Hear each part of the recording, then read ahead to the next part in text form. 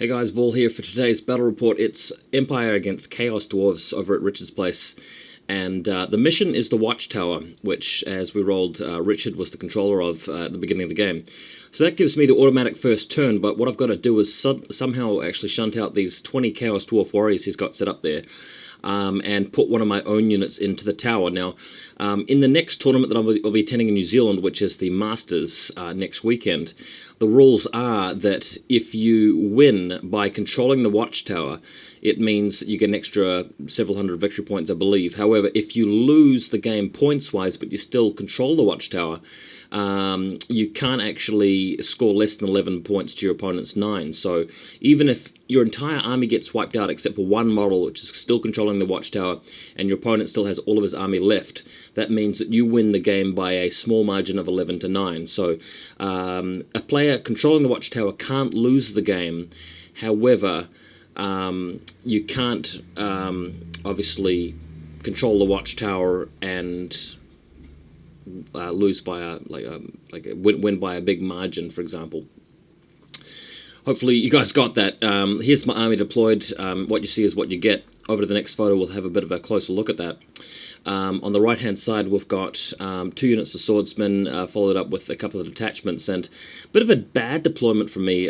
Usually I'm pretty happy with the way I deploy, but this particular game, I'm facing off against very little, and my guys are going to have to spend a lot of time walking around close to the Watchtower to try and have an effect on the battle, so I wasn't really quite happy about that. Going to the next image, the center of the battlefield, you've got the Hellblaster volley gun set up opposite the Chaos Dwarf Centaurs, ready to shoot them down. The Pistoliers in the middle, they're ready to use their Vanguard movement to move elsewhere and get involved in the play, and the Flagellants correctly deployed there to move straight up to the Watchtower and usher the Chaos Dwarves out of it. They're a pretty good unit in terms of assaulting and defending the Watchtower, so that's what I'm going to be opting for.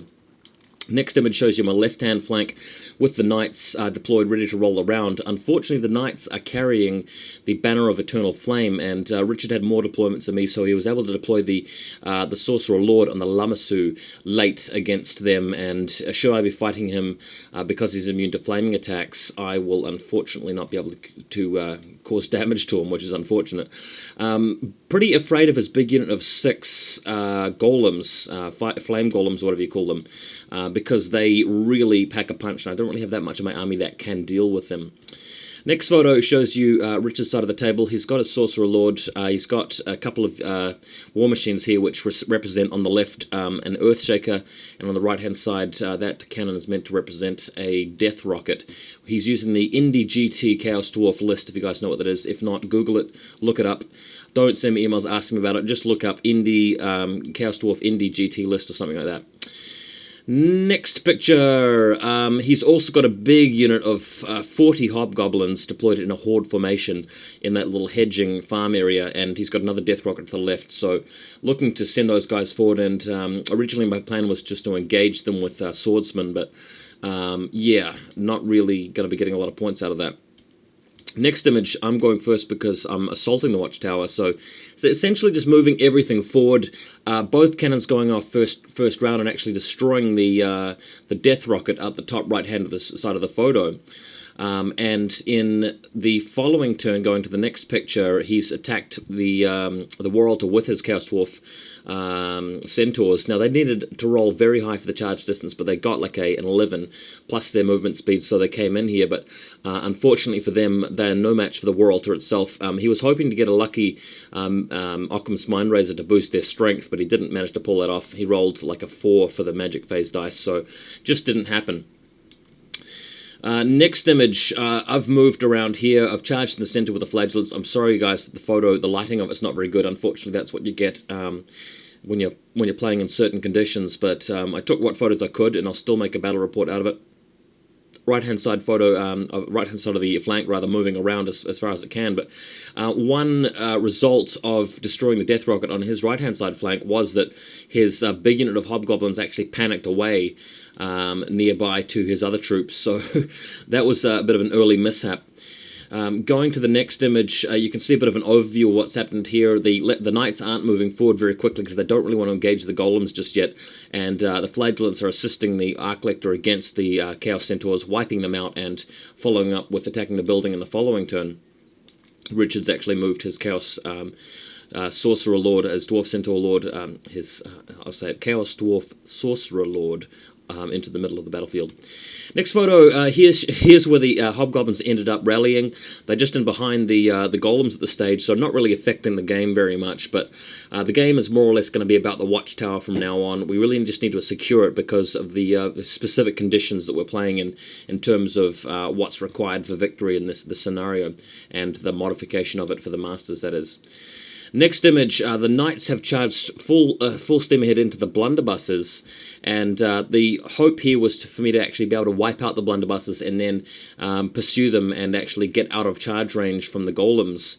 That would have been the plan here, but unluckily I didn't actually manage to kill as many guys as I expected to be able to, and he actually got one kill in return, I think. So didn't have more ranks than him, and of course he stuck around, so that was a really big disaster. The Flagellants have attacked the Chaos Dwarves in the building, killing many of them, and the Archlector gearing up for a flank charge onto his golems should he decide to move forward. Next image shows you what's going on the other side of the battlefield. Really, my troops are moving around because there's no troops opposing them on that flank at all. My big bulk of men there are wasted, which is unfortunate. I would have liked to involve them in the battle. Notice the halberdiers out in the front of the swordsmen in the middle of the field. They are there to block the blunderbusses because, as I found, the blunderbusses can't shoot through one enemy unit through to another enemy unit. They just hit the first unit in their line of fire, or so I'm told by Richard here. Next image, what he's done is he's charged his Sorcerer Lord into the Knights. I've used my Warrior Priest with the Van Horseman Speculum to take that challenge, but of course, because of my flaming attacks and because of his magical armor, I wasn't actually able to hurt him.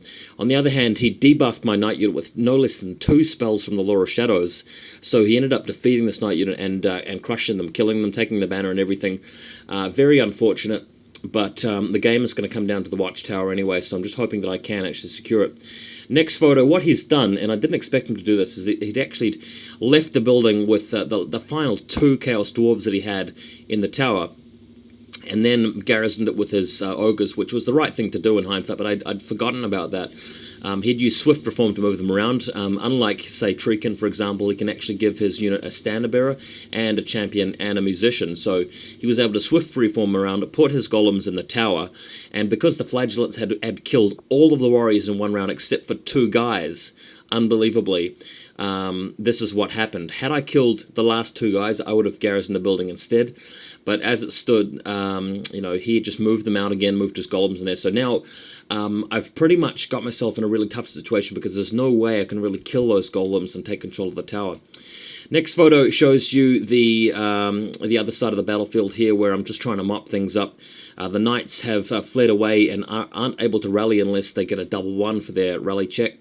The Archlector doesn't really have any targets. I've actually killed his Sorcerer Lord on the Lamassu with my cannons, but I won't get points out of his general unless I actually kill the Lamassu as well, which is alive and fleeing. So really annoyed that that's not really possible at this stage because the actual Watchtower itself is blocking line of sight from the cannons. Next photo, moving around here with the swordsman as well. I'm hoping to get a charge off into the building and using Occam's Mind Razor to kill some of the ogres there. But really, it's going to be a tough time getting rid of them because units garrisoning a building count as having steadfast. Next image, I've got a swordsman unit fighting against Bull Centaurs, not Bull Centaurs, the Lamassu itself and the blunderbusses, actually managing to win this fight after a couple of rounds and run down the blunderbusses, but not the Lamassu, unfortunately. Next photo shows you the swordsman assaulting the building desperately. I did get the Occam's Mind Razor off with irresistible force.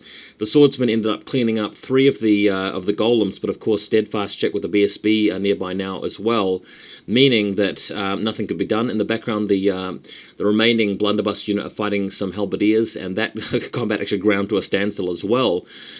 So that's pretty much it. I can't really do too much else. Richard actually managed to take this game by a narrow margin because he controlled the Watchtower, and I just hadn't really thought of what to do here. And if I'd played the battle again, With the same mission, I simply would have used a unit to tie up or engage or block the golems from entering the building and just collecting it myself to win. I was in a good position before that happened because I'd killed his lord and was picking off his war machines. I made the mistake of deploying both cannons in the same location. Really, you should have one on either flank so you can see past stuff that blocks vision, such as the watchtower. I know that the true line of sight doesn't really block through the watchtower, but we decided to count it as true line of a sort of an artificial abstract big blocker in the middle because we didn't have an appropriate watchtower building, only this little ruin. So I hope you guys like that report. I'll learn a few things about how to play the Watchtower mission. Hopefully I will not make that mistake at the actual Masters event. Shouldn't do now that I know what to do. Thanks for checking this out, guys.